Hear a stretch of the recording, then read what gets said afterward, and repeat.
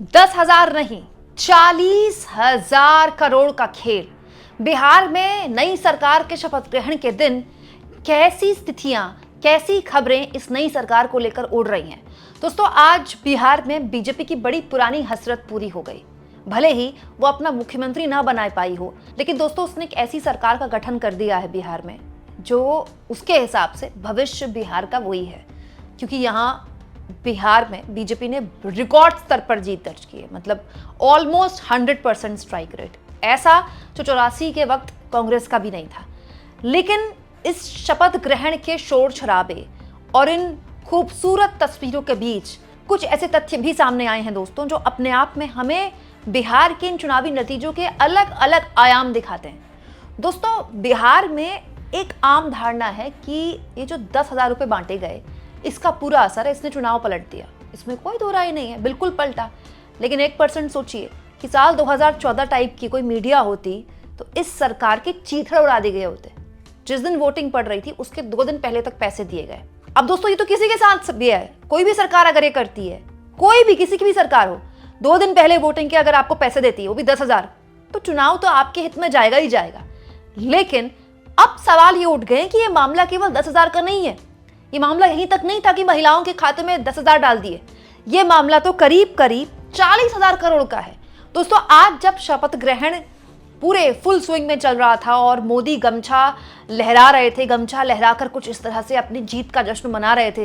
पूरे चुनाव में खूब गमछा लहराया मोदी ने, और उनके इस गमछा लहराने का अंदाज जाहिर तौर पर पसंद आया, तभी तो जनता ने उनको वोट भी दिया। लेकिन इस गमछा लहराने के साथ साथ ये भी अब बात समझ में आ रही है कि बिहार में एक और गमछा लहराया गया, और वो गमछा कपड़े का नहीं था दोस्तों, वो गमछा था 40,000 करोड़ का।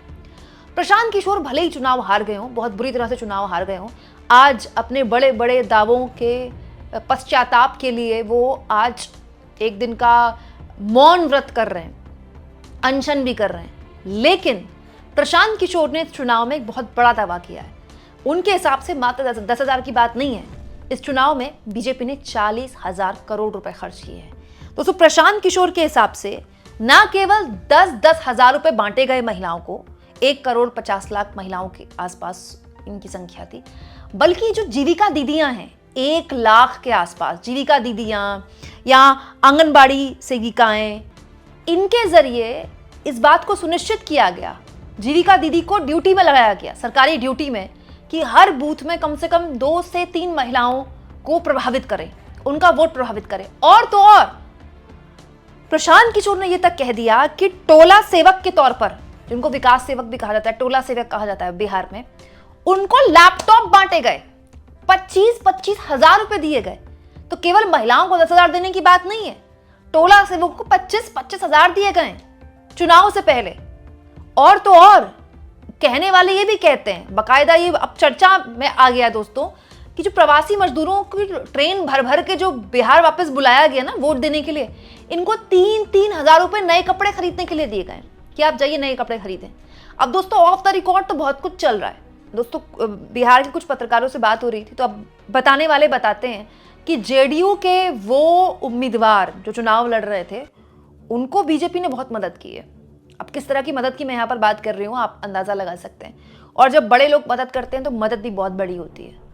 तो वो इतने महंगी और खर्चीली मदद है जिससे जो जेडीयू के विधायक जीते हैं, ये भले ही जेडीयू के विधायक जीते हैं, लेकिन बड़े कृतज्ञ हैं बीजेपी से। अब ये जो चर्चाएं चल रही, मैंने वही बताया, कोई सबूत तो मेरे पास है नहीं। तो ये जो पैसा पूरा खर्च किया गया ना बिहार में, ये कोई 10,000 20,000 का मामला नहीं है, ये बहुत बहुत ज्यादा पैसा खर्च किया गया है। मैं शुरुआत से ही आपको बोल रही हूँ कि बिहार अपना सबसे खर्चीला चुनाव देख रहा है। लेकिन बिहार ने न केवल अपना सबसे खर्चीला चुनाव देखा, बल्कि ये भी देखा कि पूरी की पूरी सरकारी धन दौलत कैसे लुटाई जाती है, खुले हाथों से लुटाया गया। क्यों? क्योंकि बिहार हर हाल में बीजेपी को जीतना था। बिहार अगर बीजेपी हार जाती तो केंद्र की सत्ता हिल सकती थी।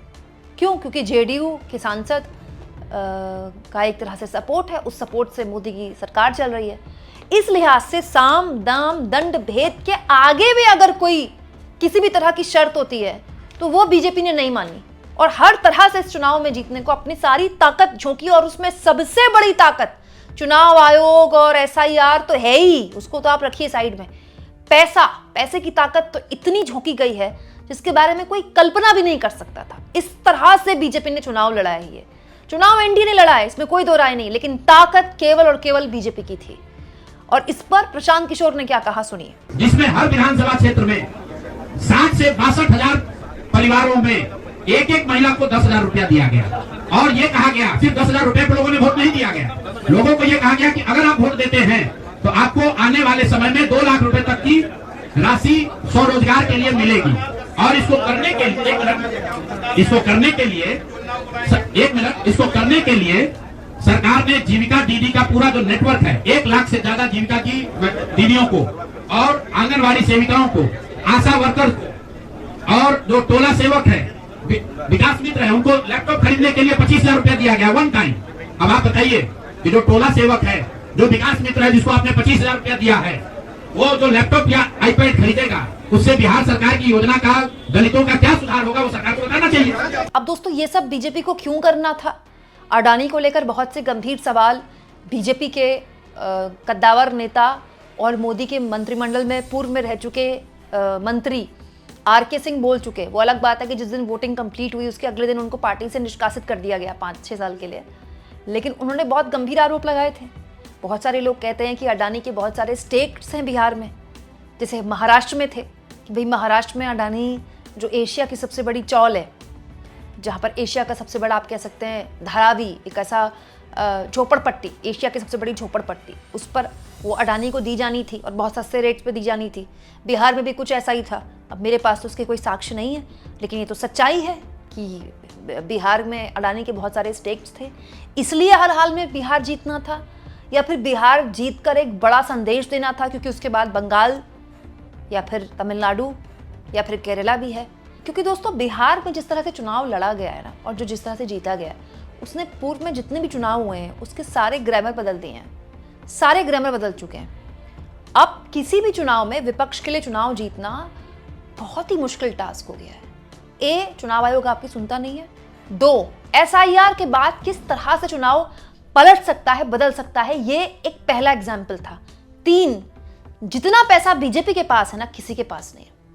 अगर आप सत्ता में हैं तो भी सबसे ज्यादा पैसा आप ही के पास है, और किसी राज्य में अगर बीजेपी सत्ता में नहीं है, जैसे बंगाल, तो भी बीजेपी के पास कोई पैसे की कमी थोड़ी ही है। बीजेपी देश की सबसे रईस पार्टी है भाई। तो ये जो पैसे के द्वारा संसाधन अर्जित किए जाते हैं, इसमें बीजेपी का कोई सानी नहीं है।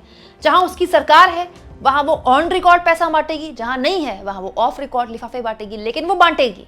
और इस लड़ाई में कोई भी विपक्षी दल 19 ही आएगा, क्योंकि जब आपकी सरकारें नहीं होंगी राज्यों में तो आपके पास पैसा नहीं आएगा। जब आपका पैसा नहीं आएगा तो आप चुनाव उतनी ताकत से नहीं लड़ पाएंगे जिस ताकत से बीजेपी लड़ रही है।